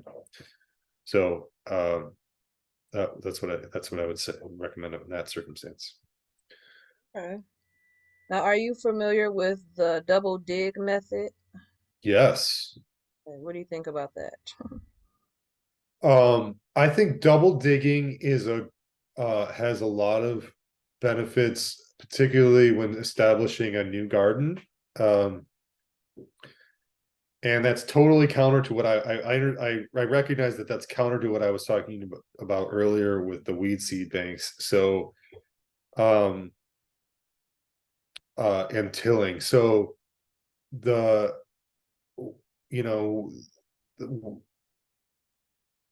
short of it is, I would say double digging is a good way to, basically the concept is, for those who aren't familiar, is that, and I could even maybe pull up an image at the end, but what you go through you set up a tarp next to the edge of the bed that you want to be double digging, and you dig off the first 6 inches of the soil and you put it on that tarp. And then you take a digging fork and you loosen up below the next 6 inches below that. You take a digging fork and you loosen up that soil. So this is all about creating airspace and loosening up the soil to get those, to allow your vegetable roots to really get in there and penetrate and get all that good aeration and water penetration and all that kind of stuff. So tarp at the edge of your bed, you dig out the first 6 inches, throw it on that tarp, and then you're loosened up below. Okay, all loosened up, ready to go. And then you take the next, so you're doing it in strips, like in kind of like the width of a shovel. And so next you're going to the next, next to that, you're doing a next strip, dig the 6 inches off, throw it on top of that first area that you dug up. And then and then you loosen that. And then you just keep repeating that method. And then at the end, you take the soil that's on the tarp, or I guess you could have put it in a wheelbarrow, and you take it to the other end and you're putting it on top of the last area. So you have, basically you're loosening the soil to a much greater depth.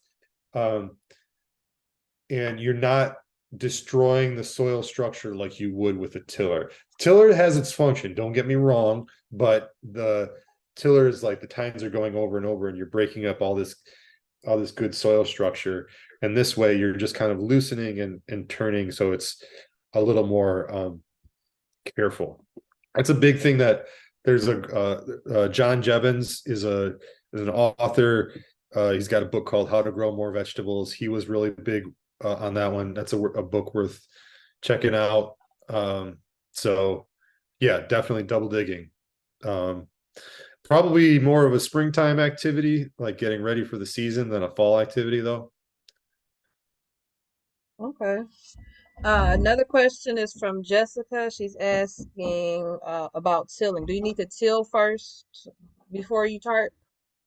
No, that's the whole point, is that well, no, it's just, if you're trying to, like, if you're using it for the function of preparing a new garden area, just mow it really low. I guess I didn't mention that, so I'm glad I'm saying it now. Mow it really low, or just like, you don't want, sticky weeds pushing up the tarp. So you want to kind of get it so you can get good tarp to soil or tarp to ground contact, and then just put the tarp down, put the weights down, and that's it. Awesome. Okay. Thank you. Yeah. And one more from Kara. Did I say that one already? Oh no. So Kara's asking about the grass. Did I ask that about the grass being removed? I must have got that mixed up. Jessica, did I say hers? About the tilling first. Yeah. What about Okay. grass? So the grass doesn't have to be removed with the lasagna method. No, same thing. It's just you're smothering the grass. Right. So Okay. again, and I guess just to you should also mow the grass low in that circumstance too. Yes. Okay. So mow it low, and then in this case, it's put down the cardboard on top of it, and then layers. And you're trying to smother. You're basically killing the grass in place, and then the grass, because it can't grow, it decomposes, and you get some kind of composting in place kind of stuff going on. All right, that's it for the questions for now. Oh, all right, cool. So next, let's just talk about container planting and pots. So some folks are growing their vegetables in containers, or having flowers and other things. Just to note that sometimes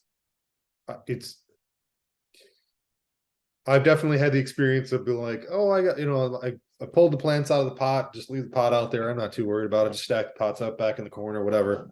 Well, if you like those pots, particularly if they're clay pots, if they get wet and then they freeze during the winter, they'll tend to crack. So at the very least, I would advise you to invert them, just like put them upside down. And if remove the soil and then invert them, and then you could still like stack them in the corner. by a shed or garage or whatever, and they'll be good. But likely, so we usually talk about this a lot in our container growing class, but you probably have some, if the general recommendations for if you're growing in containers is to have some kind of potting mix.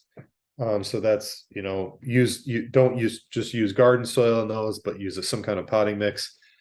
And you don't have to throw that potting mix out every year. You could just throw it in your compost pile, but you can also just kind of recycle it. So I've done it a couple different ways over the years of either putting it in a garbage can, and mixing as I'm putting it in there, mixing in some shredded leaves and some other kind of maybe some a little bit of fertilizer or organic fertilizer. You can mix it, basically you can reuse it from season to season if you kind of reinvigorate it with a little bit of shredded leaves or that. You could also just, I've also just put it in like dumped all my pots out in a corner of the garden, and that's where all my potting soil is, and I'll mix in some leaves and some compost and with that, and then I can come back to that spot and fill up my pots again next spring for when I'm getting ready to plant my dahlias or whatever. Yeah. You could also bring it indoors if you wanted to. So that's containers and pots. So next we're talking about trees and shrubs. We talked a little bit earlier about you're not gonna be doing any pruning on woodies till the springtime. And just as a note, like we definitely do a fruit tree pruning class in the springtime every year. I'm hoping to do some sessions with some hands-on because it's something that there's a learning curve on, and I think people will feel more confident if they have some hands-on experience with that. So stay tuned for that in probably March or April next year. One thing to note is like if you have fruit trees, and if you're navigating any kind of leaf-based diseases, particularly around the fruit trees, then I would remove those trees, or I'm sorry, remove those leaves. At the very least, remove them from from where the fruit are growing. I mean, you probably could get away with putting that stuff on your compost because it's not going to really, once it decomposes, but you could also just remove it to, avoid any problem altogether and just put it in your yard waste management.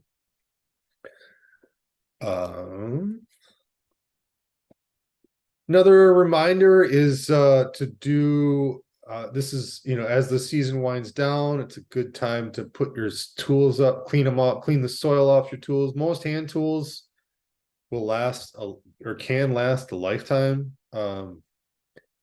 And they don't, just because I'm guilty of it too, of just leaving them out in the garden, or they get rusty, and over time the handles break and because they were left out for too long and that kind of thing. You can there's some real easy ways, just using a brush to clean off the metal parts, and then you can using something like linseed oil or Thompson's water seal on the handles. You can sharpen pruners and loppers, which we've done workshops in the past, something that maybe we could talk about doing for next springtime. Definitely want to encourage you to shut off your outdoor water spigots. I think that's unique to most people's houses. It should, the way it should be set up in your house doesn't always work this way, is that there's a way to shut it off from the inside, and there's a little drain, so the space between the inside and the outside of your exterior wall, the water drains out of that, so you don't have the potential of the faucet busting or getting ice in it, which expands and causing problems. So just a reminder to do that. Also could, you'll get a much more a longer lifespan on hoses if you wrap them up and store them for the winter. put them up in a shed, or at the very least put them in a, you could put them in a tub or a garbage can and just cover them up for the season.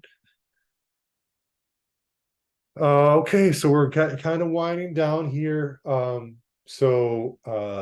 Finally would be talking about getting ready for indoor growing. And this can really happen any time of the year, but if you are, if it's getting to be cold outside and not much gardening happening, and you're anxious to get some greens growing, you can play around with growing mostly the things that are pretty easy and low resource to grow are either baby greens or shoots or sprouts. So basically, like you see in the image here, this is some trays of some baby leaf lettuce, and you could grow, under a kind of a pretty simple shop light type growing system. You could get those set up. I'm not going to get into the dirty details of being able to grow indoors today, but we definitely have classes on starting seeds indoors and indoor growing planned. We'll be talking about putting together plans for those classes this coming in the February, March, April timeframe.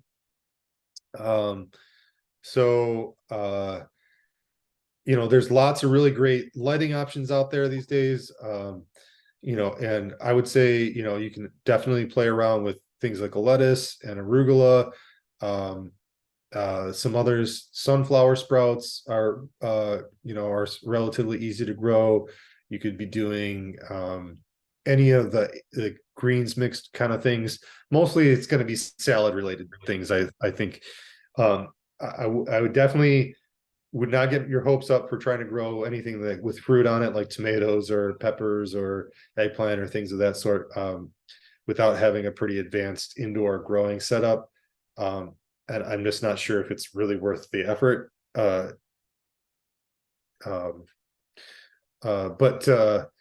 I'm definitely, we can open up this topic for conversation if you had any questions about that.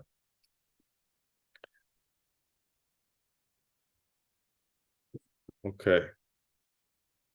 So with that is the end of my presentation for the day. Here's my email address. Please reach out if there's any questions I can help you with. If you're dealing with particularly if you're dealing with I got a disease problem or a pest problem and I'm not sure what to do, pictures are super helpful. So please, include those as you can. And then I just want to reiterate that if you'd like, you can, these classes are free, but we encourage people to give back in their own ways. So that could be volunteering with us at the KGD farm or volunteering with helping your neighbor put their garden to bed. It's just, we really like to encourage the spirit of kind of reciprocal giving or helping each other out. It's all about community. So I guess with that, we can open up for questions. You're welcome to come off chat welcome to come off mute if you'd like. And we'll take it from there. And one more thing before anybody jumps in, I'm going to send out an email to everybody that was in the class today. Part of our program, we make short videos for Instagram. So I'm looking for some of the students who's interested in participating. If you're putting your garden to bed this season and you would like for me to come out and get some video footage, I would appreciate it. So I will send out a link for that. I love it. Great idea. All right. Yeah, that's so cool. Great idea. Yeah, who's you got any questions out there? You guys ready to put your garden to bed? Yeah.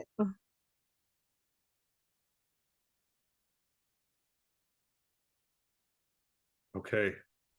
I have a question about indoor growing over the winter. Uh-huh. Is it possible to do that with microgreens? And Yeah. if so, are there any special considerations?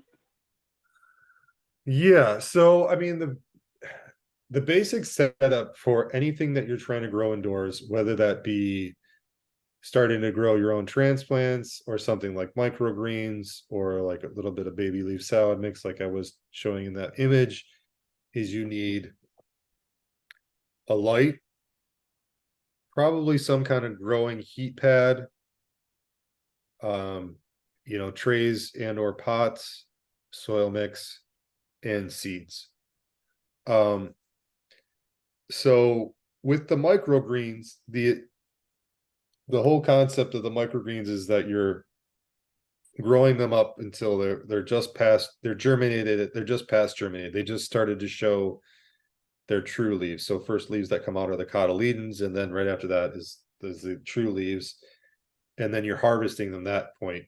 That restaurants use as garnishes, or they're a great addition to salad, and they're really tasty, really high in nutrition. But for the microgreens in specific is those hold on one second.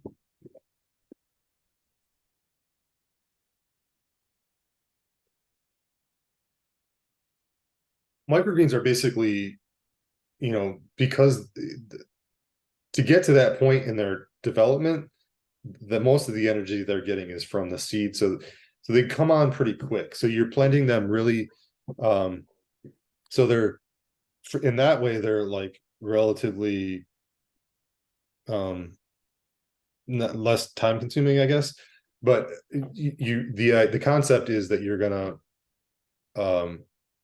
fill a tray with a shallow amount of soil, plant a pretty dense amount of the seeds, paying attention to the depth that they need to be planted at, and then putting them in on the heat mat to get them to germinate. And then at that point you're just you're navigating, making sure that they're watered enough.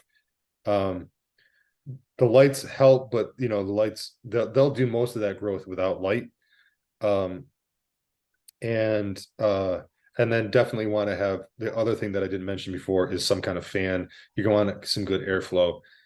I know that Johnny's Seeds, if you go to the Johnny's website, they have some like one pager tutorial on like some of the specifics. But that's a kind of quick and dirty rundown. Very helpful. Thank you so much. You're welcome.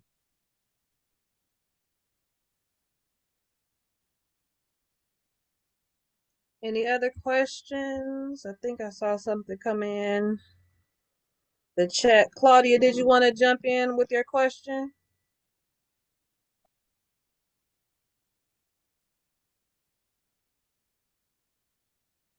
I will ask it. She's asking, could her collard greens, Thai chilies, I'm sorry, I don't know where I got collard greens from, her Thai chilies and Egyptian spinach, can they bring that inside for the winter?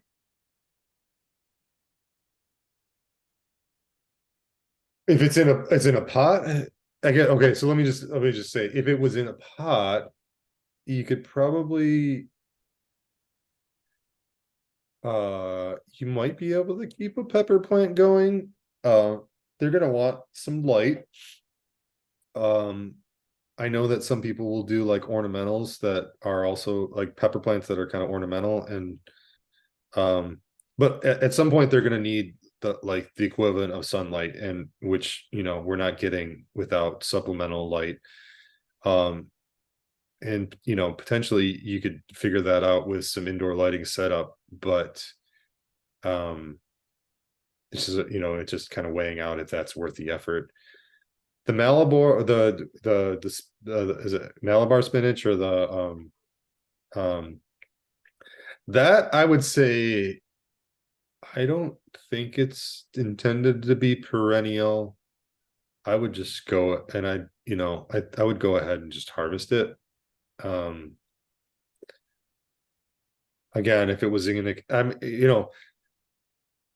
I guess the other way to put this is in another kind of lens to see all of these things is, I'm telling you some of the things that are based on my experience, but the garden is you can learn a lot by just trying things and just for fun, just to see like, I think I can make this work and try it. And sometimes it'll work and sometimes it won't.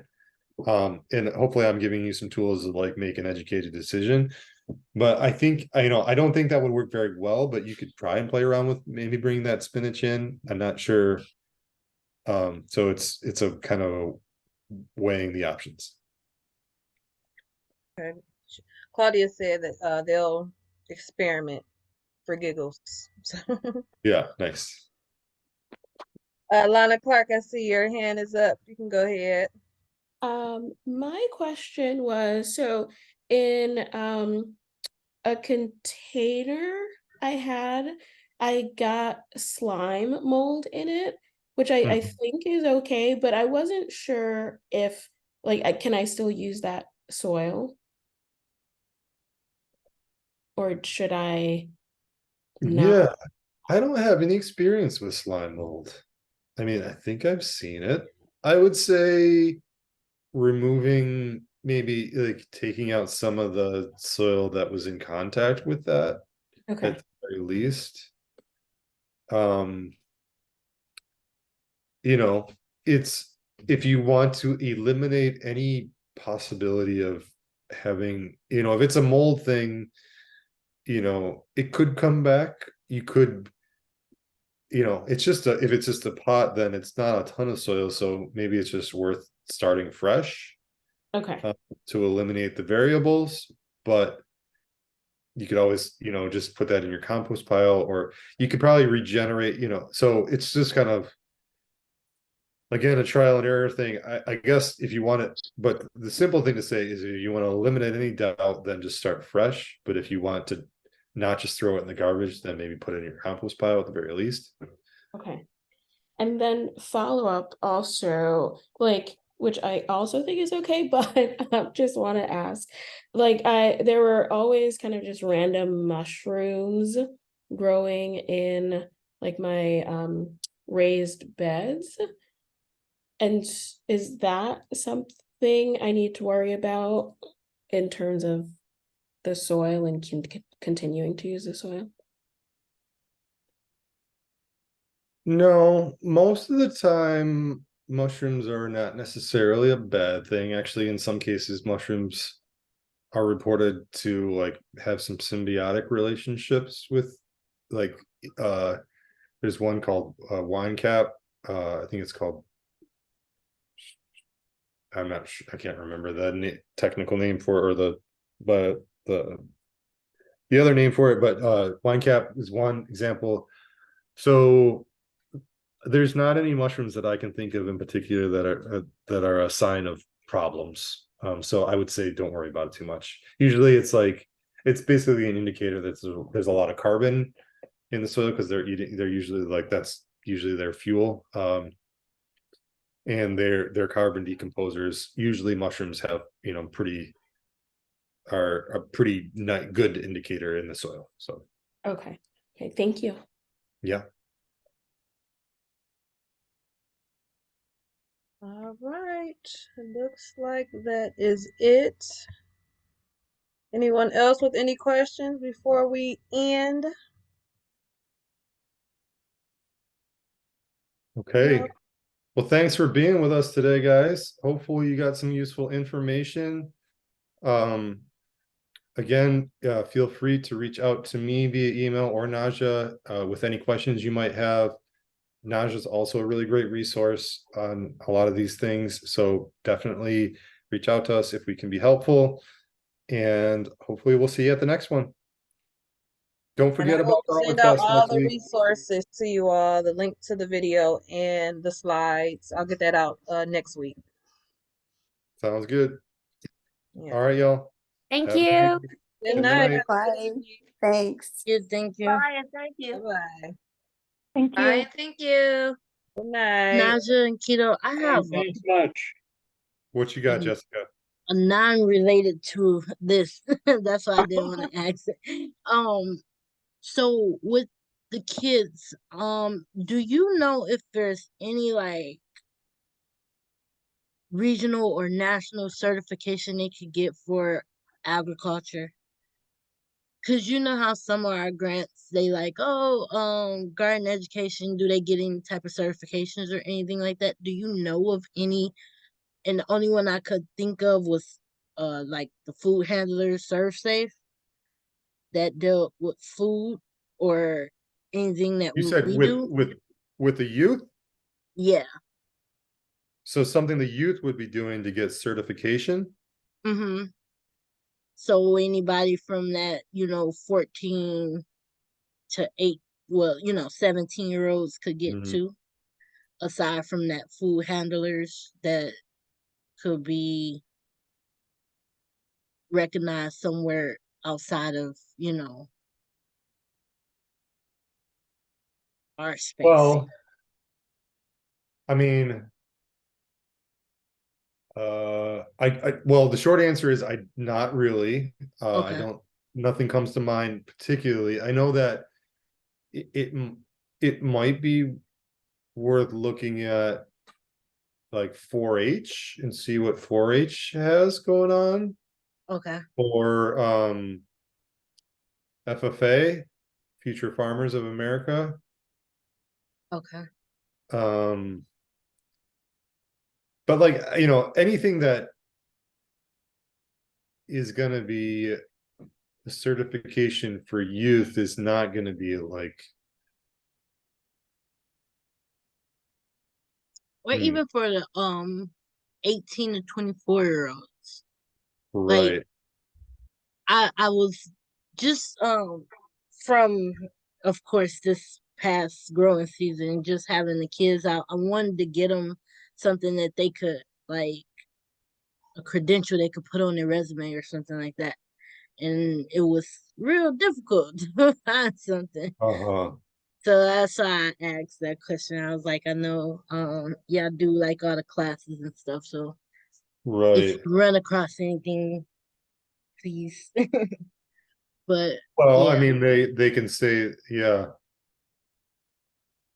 I mean, I think it goes a long way to say that they spent, so many weeks with you on your farm, and you going yeah, in like talking in detail about the different things that they were exposed to, um and the contributions they made to your farm, you know?